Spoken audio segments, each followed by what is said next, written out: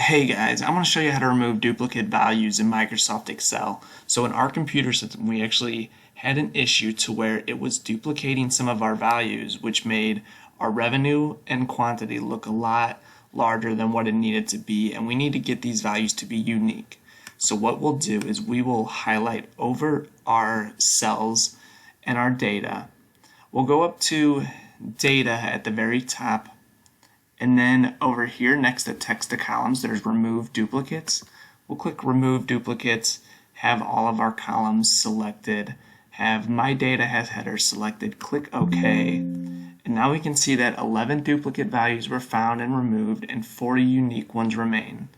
And so now we will see that our quantity, revenue, all of that is going to go down, and it's going to give us a more accurate picture of what our data should have looked like before those duplicates.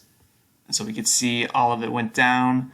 Because those duplicates are removed, we now have accurate data, and that's how you remove duplicates in Microsoft Excel. It's very easy.